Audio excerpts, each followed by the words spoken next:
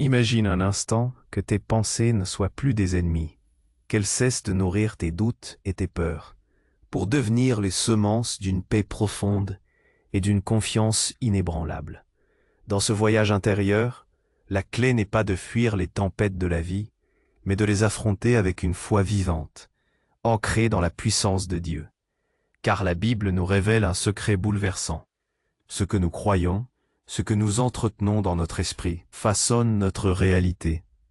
Combien d'entre nous voyons nos espoirs s'évanouir, écrasés par le poids des inquiétudes, alors que Dieu ne nous abandonne jamais, même dans les pires tempêtes, même quand le monde semble vouloir nous briser.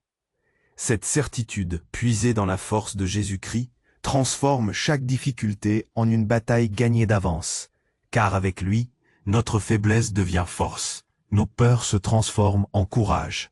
La foi, même minuscule comme une graine, peut déplacer les montagnes qui nous bloquent le chemin. Il ne s'agit pas d'un rêve naïf, mais d'une puissance vivante, renforcée chaque jour par la parole et la prière, expérimentée par des héros comme Daniel ou Job, dont la fidélité au Seigneur a défié les pires souffrances et les plus grands défis. Alors, confie toutes tes inquiétudes à Dieu, abandonne-toi à lui, et découvre une paix qui dépasse tout entendement. Car sans foi, il est impossible de plaire à Dieu. Ce chemin, tu ne le feras pas seul. Prends ta croix, suis Jésus, cherche sa présence chaque jour, et laisse ta foi grandir, pour transformer non seulement ta vie, mais aussi ton cœur. Reste avec nous, abonne-toi, et ensemble, chaque jour, nourrissons cette foi qui donne vie, espoir et paix véritable. Si cela a du sens pour vous jusqu'à présent, aimez la vidéo et partagez-la avec quelqu'un qui en a besoin.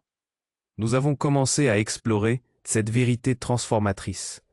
Nos pensées ne sont pas de simples passantes éphémères. Elles sont les bâtisseuses silencieuses de notre monde intérieur, et par extension, de notre réalité extérieure. Trop souvent, nous laissons ces pensées errer sans surveillance, devenant des terrains fertiles pour le doute et la peur, des jardins où les mauvaises herbes de l'anxiété s'épanouissent sans entrave. Mais la promesse biblique est claire. Nous pouvons, par la foi en Dieu, transformer ces paysages mentaux arides en oasis de paix et de confiance. Ce n'est pas une fantaisie pieuse, mais une stratégie divine pour une vie abondante. Poursuivons ce voyage en profondeur. Nous vivons dans un monde saturé d'informations, où chaque minute apporte son lot de nouvelles anxiogènes, de comparaisons sociales incessantes et de pression pour être toujours plus, faire toujours plus, avoir toujours plus.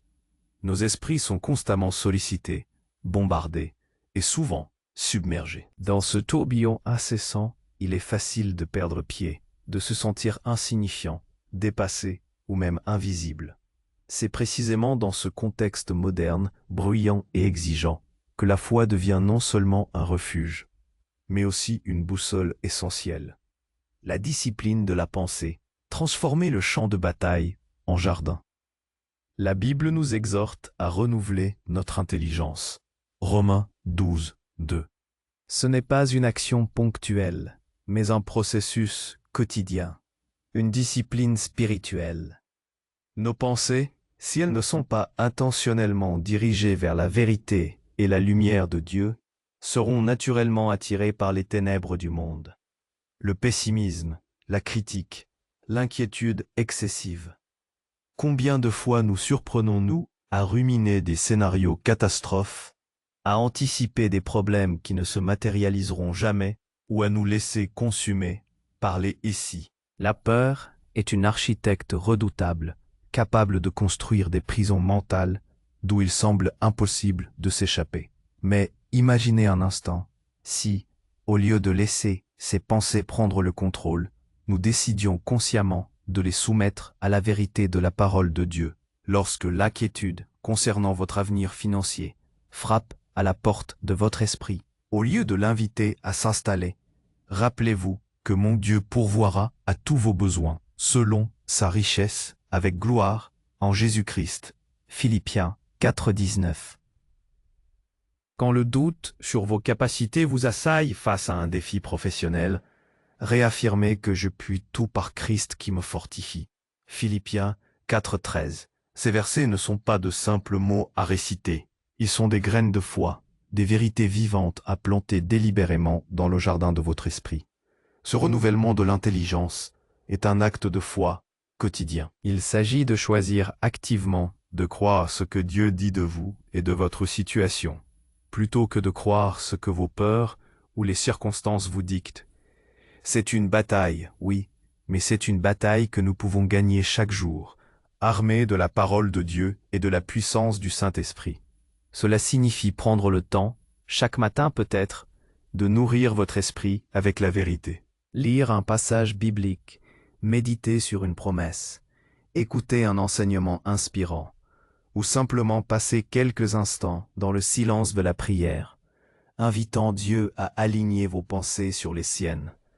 C'est ainsi que le champ de bataille de l'esprit se transforme progressivement en un jardin où fleurissent la paix, la joie et la confiance. La foi comme ancre dans les tempêtes modernes, au-delà des apparences.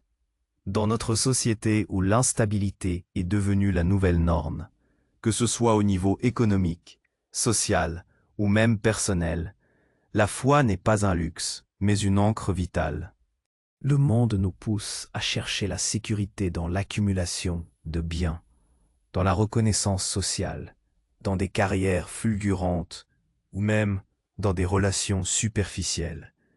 Mais l'expérience nous montre que ces fondations sont souvent fragiles, sujettes aux caprices du temps et aux revirements de fortune. La véritable sécurité, la paix inébranlable que nous recherchons tous, ne peut être trouvée qu'en Dieu. Prenons l'exemple des défis financiers, si courants et stressants aujourd'hui. La perte d'un emploi, l'augmentation du coût de la vie, les dettes qui s'accumulent. La tentation est grande de céder à la panique, de se sentir piégé, d'imaginer le pire. Dès une foi vivante nous invite à une autre perspective. Elle ne nie pas la réalité de la difficulté, mais elle la confronte avec la réalité supérieure de la providence divine. Ce n'est pas une invitation à l'irresponsabilité ou à la passivité. C'est un appel à agir avec sagesse, à faire ce qui est en notre pouvoir, tout en remettant le résultat à Dieu, confiant qu'il nous guidera et pourvoira. C'est cette foi qui a permis à des millions de personnes à travers l'histoire de traverser des famines, des crises et des épreuves économiques avec une dignité et une espérance inattendues. De même, face aux pressions relationnelles, qu'elles soient familiales, amicales ou amoureuses. Les réseaux sociaux exacerbent ces tensions, nous montrant des vies parfaites qui nous font douter de nos propres relations, nous poussant à la comparaison et à l'envie. La foi nous rappelle que l'amour véritable est patient, bienveillant, ne se vante pas, ne s'irrite pas, ne soupçonne pas le mal. 1 Corinthiens 13. Elle nous encourage à pardonner, à persévérer dans l'amour même quand c'est difficile, à chercher la réconciliation et à confier nos cœurs blessés à celui qui est le restaurateur par excellence. La foi nous donne la sagesse de savoir quand tenir bon et quand lâcher prise, toujours guidé par un amour qui ne cherche pas son propre intérêt, mais le bien de l'autre, et avant tout, la gloire de Dieu. Et que dire des défis de santé? La maladie, la douleur, la fragilité de nos corps peuvent être parmi les épreuves les plus déstabilisantes. La médecine moderne fait des miracles, mais elle a aussi ses limites. C'est dans ces moments de vulnérabilité que la foi devient notre plus grande force. Elle ne garantit pas toujours une guérison instantanée ou la fin de toutes les souffrances, mais elle offre quelque chose de bien plus précieux. La présence de Dieu au cœur de la douleur. C'est l'assurance que nous ne sommes jamais seuls, que même dans la vallée de l'ombre de la mort, sa houlette et son bâton nous rassurent. Elle nous donne la force d'affronter chaque jour, chaque traitement, chaque symptôme avec une espérance qui transcende la maladie et une paix qui surpasse l'entendement. C'est la foi qui a permis à Job de déclarer « L'Éternel a donné et l'Éternel a ôté. Que le nom de l'Éternel soit béni. même au plus profond de sa souffrance. La prière comme respiration de l'âme, un dialogue constant. Nous avons parlé de la parole de Dieu comme nourriture pour l'esprit, mais la prière est la respiration de l'âme. Ce n'est pas un rituel à accomplir, mais un dialogue intime, constant, avec le Créateur de l'univers. Dans le rythme effréné de nos vies, il est facile de reléguer la prière à quelques instants volés, à des demandes rapides formulées à la hâte. Mais la prière véritable est bien plus. Elle est l'expression de notre dépendance totale envers Dieu, la reconnaissance humble que sans lui, nous ne pouvons rien faire de durable ni de juste. La prière, dans sa forme la plus pure, est l'abandon de soi. C'est confier à Dieu toutes nos inquiétudes, nos fardeaux, nos joies, nos peines, nos espoirs, nos craintes. C'est lui décharger le poids qui pèse sur nos épaules et qui menace de nous écraser. Jésus nous invite à venir à lui, nous tous qui sommes fatigués et chargés, et il nous donnera du repos. Matthieu 11, 28. Ce repos n'est pas l'absence de problèmes, mais la capacité de les affronter avec une force qui ne vient pas de nous, mais de lui. C'est la paix qui vient quand on réalise que le Dieu, qui soutient l'univers, se soucie de chaque détail de notre vie. Dans notre monde moderne, où tout est immédiat et où nous cherchons des solutions rapides, la prière nous enseigne la patience et la persévérance. Elle nous invite à attendre sur Dieu, à écouter sa voix douce et souvent subtile au milieu du tumulte. Elle affine notre discernement, nous aidant à distinguer sa volonté de nos propres désirs et à aligner nos prières sur ses plans parfaits. Combien de fois avons-nous prié pour quelque chose avec ferveur, pour réaliser plus tard que la réponse de Dieu, même si elle n'était pas celle que nous attendions, était infiniment meilleure, plus sage, plus aimante? La prière n'est pas seulement un moyen d'obtenir ce que nous voulons. Elle est avant tout un moyen d'être transformé à l'image de celui à qui nous parlons. En passant du temps avec Dieu, en ouvrant notre cœur devant lui, nous sommes progressivement changés. Nos priorités s'alignent sur les siennes, notre perspective s'élargit, notre amour grandit. La prière nourrit notre foi, la fortifie et la rend capable de déplacer les montagnes qui nous semblent insurmontables. C'est une force invisible, mais d'une puissance incommensurable, disponible à chacun d'entre nous, à tout moment et en tout lieu. La foi en action, devenir des porteurs de lumière. Une foi qui reste confinée à notre esprit ou à nos prières privées, aussi profondes soient-elles, ne réalise pas tout son potentiel. La foi véritable se manifeste par des œuvres, par une vie transformée qui témoigne de la puissance de Dieu. Le monde moderne, malgré ses avancées, est souvent marqué par une profonde solitude, une quête de sens et un besoin criant d'authenticité et de compassion. C'est ici que notre foi, vécue au quotidien, peut faire toute la différence. Lorsque notre esprit est renouvelé par la parole de Dieu et que notre âme est nourrie par la prière, nous sommes équipés non seulement pour affronter nos propres tempêtes, mais aussi pour devenir des phares d'espérance pour les autres. La foi nous pousse à sortir de notre zone de confort, à tendre la main à ceux qui souffrent, à partager l'amour de Dieu, non seulement par nos paroles, mais aussi par nos actions. Cela peut se traduire par des gestes simples mais puissants, un mot d'encouragement à un collègue découragé, une écoute attentive pour un ami en détresse, un acte de générosité envers un voisin dans le besoin, un sourire sincère à un inconnu. Dans un monde souvent cynique et transactionnel, ces expressions de l'amour divin, portées par la foi, peuvent être révolutionnaires. Elles témoignent d'une réalité différente, d'un royaume où la grâce et la miséricorde règnent. La foi en action, c'est aussi être des agents de changement positif dans nos communautés et au-delà. C'est s'engager pour la justice, pour l'égalité, pour la dignité de chaque être humain, car chaque personne est créée à l'image de Dieu. C'est utiliser nos talents et nos ressources, non pas pour notre propre gloire, mais pour l'avancement du royaume de Dieu, pour alléger les souffrances, pour apporter la réconciliation. Un exemple moderne frappant est celui de tant de bénévoles qui, animés par une foi profonde, œuvrent sans relâche dans des associations caritatives, des soupes populaires, des refuges, apportant non seulement de l'aide matérielle, mais aussi et surtout de l'espérance.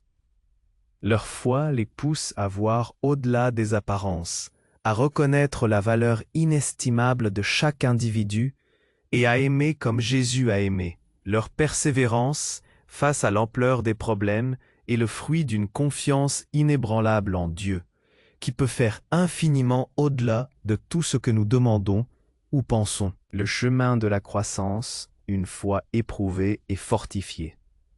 Il est crucial de comprendre que le chemin de la foi n'est pas une ligne droite sans embûches. La Bible nous le rappelle, la foi est souvent éprouvée, affinée comme l'or par le feu. Les doutes reviendront, les peurs tenteront de reprendre le dessus, et les circonstances pourront nous sembler écrasantes. C'est dans ces moments-là que la profondeur de notre ancrage en Christ est révélée. Ces épreuves ne sont pas des signes de l'absence de Dieu, mais souvent des opportunités pour sa présence de se manifester avec encore plus de puissance. Elles sont le terreau où notre foi peut grandir, passer d'une foi naïve à une foi robuste, résiliente, capable de tenir bon face aux plus grandes tempêtes. C'est quand nous nous sentons le plus faibles que la force de Dieu en nous est perfectionnée. N'oubliez jamais que vous n'êtes pas seul sur ce chemin. Le corps du Christ, l'Église, est là pour vous soutenir. Cherchez la communion avec d'autres croyants, partagez vos luttes et vos victoires. La foi est contagieuse, et l'encouragement mutuel est un puissant remède contre le découragement. Appuyez-vous sur les uns les autres. Priez les uns pour les autres, car c'est ensemble, en tant que communauté, que nous pouvons accomplir des choses bien plus grandes que ce que chacun de nous pourrait faire seul. La croissance de la foi est un processus continu, une œuvre que Dieu accomplit en nous jour après jour, à mesure que nous lui ouvrons notre cœur, que nous nous plongeons dans sa parole, et que nous lui faisons confiance en toutes choses. Ce n'est pas une destination à atteindre, mais un voyage à embrasser, avec tous ses hauts et ses bas, ses lumières et ses ombres. L'important est de ne jamais abandonner, de toujours revenir à la source de notre foi, Jésus-Christ, qui est le chef et le consommateur de notre foi. Hébreux 12, 2. Finalement, cette transformation de nos pensées, cette foi vivante au milieu des défis modernes, est un cadeau que nous sommes invités à recevoir et à partager. C'est la clé d'une vie qui, malgré les circonstances extérieures, est remplie d'une paix profonde et d'une joie inébranlable. C'est la promesse d'une vie vécue non plus par la vue, mais par la foi. Une vie où Dieu est le centre et où sa puissance se manifeste à travers notre faiblesse. Clôture marquante. Alors la question qui se pose à chacun de nous aujourd'hui est la suivante. Sommes-nous prêts à nous abandonner pleinement à cette vérité divine?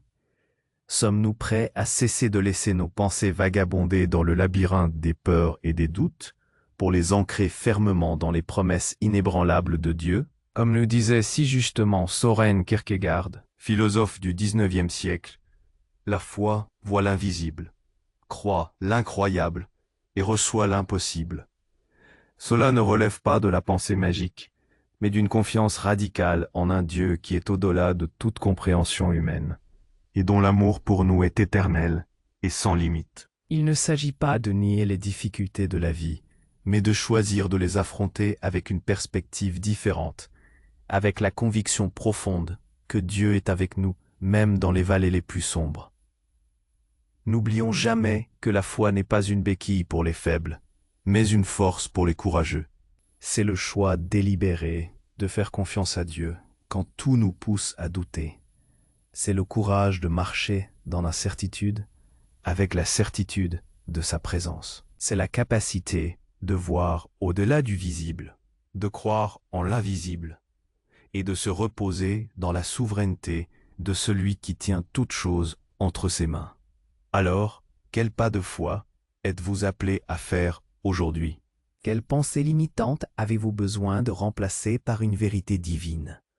Comment allez-vous choisir de renouveler votre intelligence et de nourrir votre foi dans ce monde trépidant? Réfléchissez à ces questions. Permettez-leur de vous guider vers une connexion plus profonde avec Dieu. Prenez un moment maintenant, si vous le souhaitez, pour prier avec moi, en vous appuyant sur la vérité de sa parole. Lisons ensemble un psaume qui résonne avec cette quête de paix et de confiance en Dieu au milieu des épreuves. Le psaume 23. L'Éternel est mon berger, je ne manquerai de rien. Il me fait reposer dans de verts pâturages, Il me dirige près des eaux paisibles. Il restaure mon âme. il me conduit dans les sentiers de la justice, À cause de son nom. quand je marche dans la vallée de l'ombre de la mort. Je ne crains aucun mal, car tu es avec moi. Ta houlette et ton bâton me rassurent. Tu dresses devant moi une table, en face de mes adversaires. Tu huiles ma tête et ma coupe déborde. Oui, le bonheur et la grâce m'accompagneront tous les jours de ma vie, Et j'habiterai dans la maison de l'Éternel jusqu'à la fin de mes jours. prions. Père céleste, nous venons devant toi avec nos cœurs et nos esprits, parfois troublés, parfois submergés par les défis de ce monde. Nous te remercions pour ta parole, Qui est une lumière sur notre sentier, et pour ton amour qui ne nous abandonne jamais. Seigneur, nous te demandons de nous aider à renouveler nos pensées, à les aligner sur ta vérité, et à bannir le doute et la peur qui nous emprisonnent. donne-nous la foi, Même petite comme une graine de moutarde, pour déplacer les montagnes dans nos vies. aide-nous à te faire confiance, non seulement dans les moments faciles, mais surtout au cœur des tempêtes, Sachant que tu es notre berger et que nous ne manquerons de rien. que ta paix qui surpasse toute intelligence Garde nos cœurs et nos pensées en Jésus-Christ. Que notre vie soit un témoignage de ta puissance et de ta bonté. Nous te confions nos fardeaux, nos inquiétudes, Nos espoirs, et nous te demandons de nous guider sur ton chemin de justice. Que ton nom soit glorifié en nous et à travers nous. Nous te prions tout cela au nom précieux de Jésus. Amen. Si cette prière a touché votre cœur Et a apporté de la lumière dans votre journée, n'oubliez pas d'aimer cette vidéo et de laisser un commentaire ci-dessous pour nous partager comment la foi vous aide à traverser les défis de la vie. Votre témoignage peut inspirer tant d'autres.